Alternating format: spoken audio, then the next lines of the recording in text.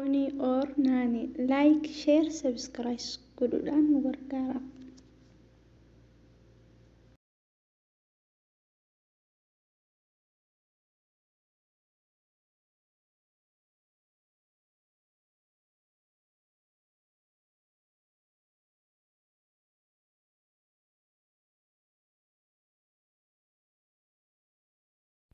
warroonni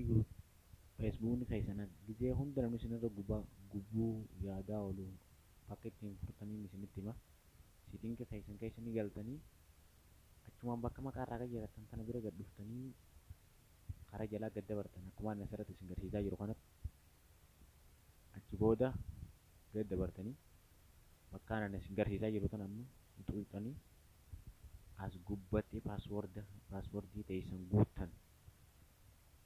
paaswoordii taqabdanii jechuudha ni guuttattaa na hordofaadha ni guuttaa gabbuufachuudhaaf jechuudha inni guutumattuu asirraa gabbuuftee akka namni gubatee yaadu gabbuufattaa gizee rafuudhaa deemtus si fayyada waan baay'ee nama fayyadu akka gabbuufattaa akka feetetti taa'uu dandeessaa jechuudha akka feetetti namni si arguu hin danda'u kan si gubbuu deemuu illee si arguu hin danda'u jechuudha gabbuufattee biraa rafuu dandeessaa gizee hajamte waqtii hajamte itti deebi'uu dandeessaa booda paaswoordii keessatti neetaa san booda maa akkaawuntii bakka jirtu tana gaxxultaa hordofaadhaan gaxxultanii dhaayee gad dabarte asirra gad dhoyte asirratti hordofa ammaas achi dhoyta yeroo tokkotti deebitee ammallee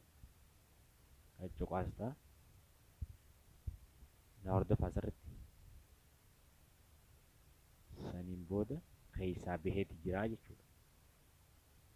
keessa deebite feesbuuka keessa deebite laallatta xiqqoo turtaa feesbuukni keenya jiru jechuudha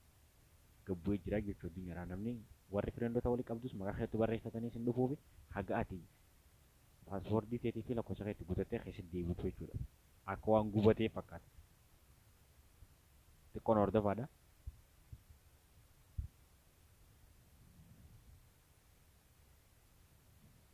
eebeefuu jechuudha cufamaa jechuudha haalaas cufameeti jira jechuudha namni ganaa si arguu danda'u hanga ati piinfeetee keessa deebitutti koomentii ati namaa kannetes laayikii ati namaa godhes hin arguu danda'u galatooma.